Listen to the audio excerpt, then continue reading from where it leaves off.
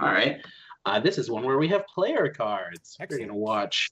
We are going to watch Mr. Jeff Hoogland play against, I believe his opponent's name is Mustache Magic. Mustachemagic. Now that is a name for sure.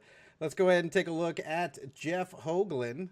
Of course, recently named Exalted for Hex. Hex recently went to a 3-tier Exalted for this year, and Hex Jeff was one of those selected to be Exalted. Part of the team Hex Heroes. He is 26 years old. He has a master's degree in mathematics. There's a lot of people with mathematic type degrees.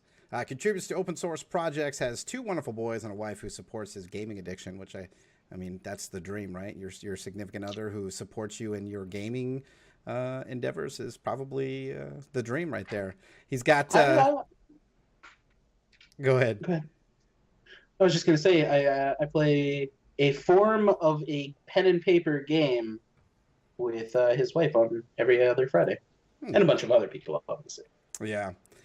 But it's his top 8 finishes. Is it from Oxford? That's true. Really? That's true. His top 8 finishes include a Hex Clash, 2 top 8 finishes in the Cosmic Crown Showdown, and a Hex Bash top 8. So Jeff definitely doing work within the scene, not only personally but also for the community. Let's go ahead and take a look at round 5 action with both these players. Jeff Hoogland playing Haraza the Incinerator versus Mustachemagic.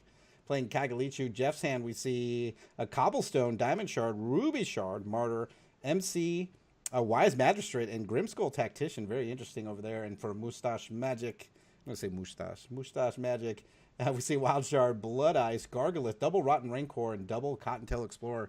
What do you like about these hands, Penta? First of all, I'm trying to think. I might have grabbed a round 6 game. That might, yeah. I'm not sure if I did or I didn't. Either way. This is round 6.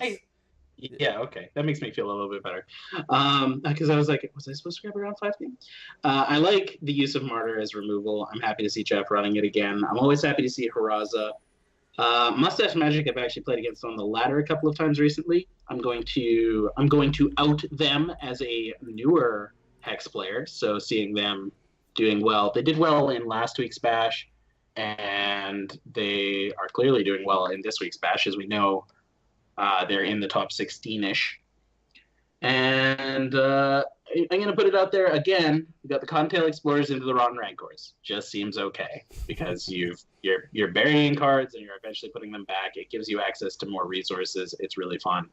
On Jeff's side of the board, we see aggression, and we see the Wise Magistrate to slow down opponents from doing a whole bunch of things on their turn. And let's see what these cards are socketed up with.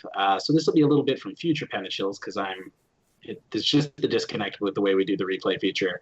MC has Flight and Swift Strike. Grimskull has Swift Strike on its own. It's very hard for opponents to deal with that kind of stuff.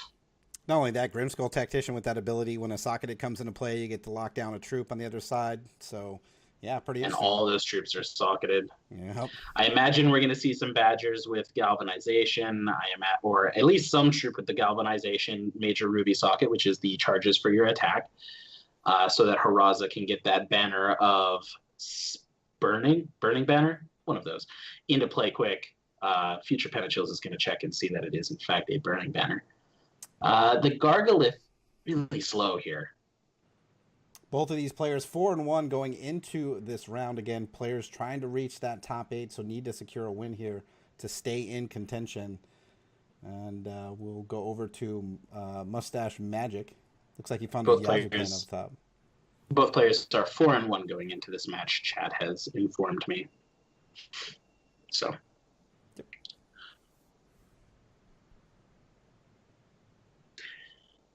So he has a can off the top. That's the kind of card that I was saying, like, you wouldn't necessarily be banning cards off the top of your deck with the Cottontail Explorer, but it's the kind of card that you'd much rather have in your crypt with this hand than actually in your hand. A little way away from playing it, you're looking at Haraza. One of the advantages to Hex is you do get to see your opponent's champion right at the start of the game, and I don't think a whole lot of people playing Haraza are playing slow control decks, so you at least understand that there's some aggression going on there. Cottontail finds 2 resources. Jeff, at the start of his turn, finds a Ruby Shard, goes straight into attack, and a connect here with Mustachemagic for 2. We'll Diamond Ice and Fate Weave, and we'll see that Wise Magistrate come down, so that's going to make things a little difficult here for Mustachemagic. Yeah, he's looking to hit a Hero Fall off the top to deal with the MC. I feel like if we miss the Hero Fall here or the Strangle, which we do, things are gonna spiral out of control. Jeff's in a very good spot here. Cottontail's going to come down, find no shards this time. Wow. Does put an Eternal Seeker into the crypt. That's huge. But with 2 cards being drawn each turn, the MC getting to swing again, and now it's actually the Animus with the Galvanization. That makes more sense.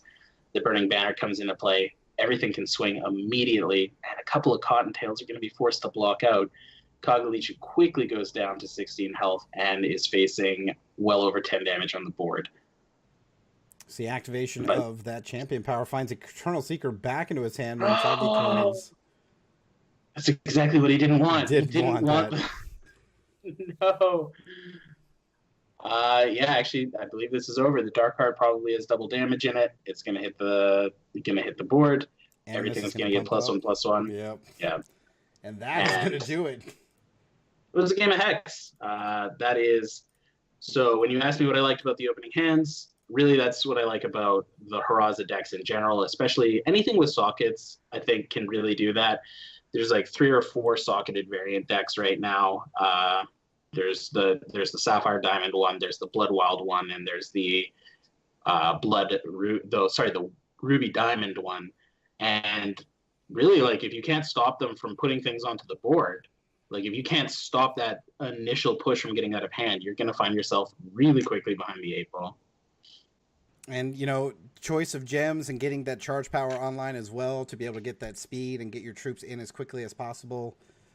Very devastating with those socketed. The Animus and Ozan pumping up the other socketed troops, getting extra card draw with the MC. Like, it's just very, very powerful if you can't control it if you can't get it in control very quickly. I do have to say, again, you get to see that your opponent's playing Haraza. Mustache sees that, and he kept a hand that was arguably very slow. He needed to top deck into Strangles or Hero Falls to really have any game there. And even though I like the idea of Cottontail Explorer paired with the Rotten Rancor, that wasn't the matchup where that's going to be your play. So for Mustache here, we see a Shard of Ancients, a Blood Shard, Well of Ancients, Gargalith, Eternal Seeker, Underworld Crusader, and Cottontail Explorer. So definitely some plays there early. JeffHoogland with a Diamond Shard, Ruby Shard, a Well of Conquest, looks like MC, Sentry of Nulzon, and I believe that's what's the other diamond card? It's the alternate art card, so I'm not. It's Guidance. Guidance. That's the alternate art Guidance. Yeah. JeffHoogland notoriously hates alternate arts, so it's a little weird that he would run that one. Just gonna call him out on that. A little weird there, Jeff. You weirdo. He likes that one. I know. So just poking fun. But strong opening hands. I think it suffers the same problem here. We are going to see Mustache keep. The Underworld Crusader is a better option than we saw in the last hand, but I still think that the hand is slow in general versus what Jeff is trying to do. The Underworld Crusader, fortunately, is socketed up with the Skyguard and Steadfast, though, so that actually does deal with the MC.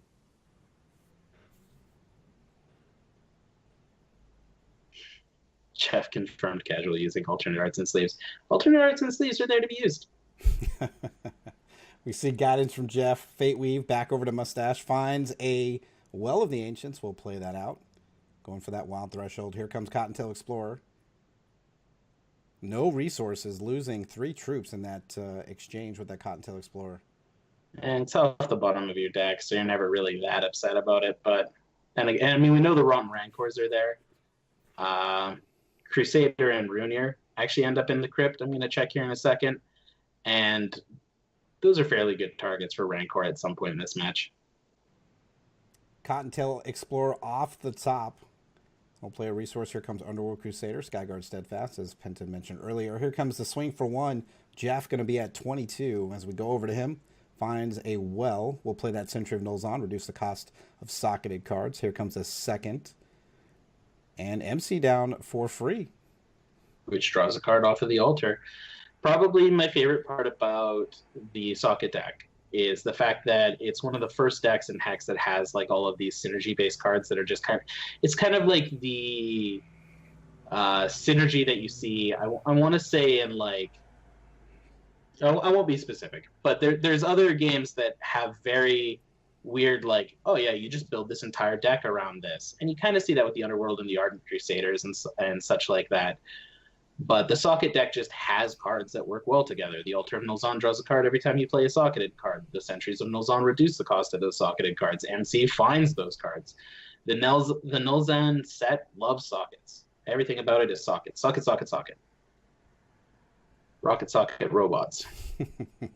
Cottontail Explorer for Mustachemagic. Again, no resources. Loses at least a Rotten Rancor, as we see. And the turn will pass back over to Jeff.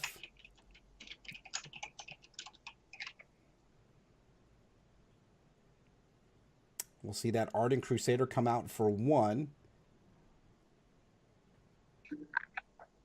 Guidance, Fate Weave, and draw a card. That card is a Dark Heart of Nulzon. Here comes a Diamond Shard now with 2 resources remaining.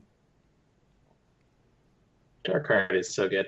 The only problem with the Dark Heart is that it forces you to sacrifice off your sentries and your altars, but oftentimes you're getting the value from those cards long before they are actually... once you sacrifice them, you don't really need them anymore. Once Dark Heart's on the board, do you really need your Sentries of Nulzon? Mustache has played a lot of Cottontail Explorers in this best of 3. And I've got a feel for him here. He's really missing just kind of the cards he needs for this matchup. He has, the Hero Falls have ended up in the Crypt. We've seen a Rancor in the Crypt now.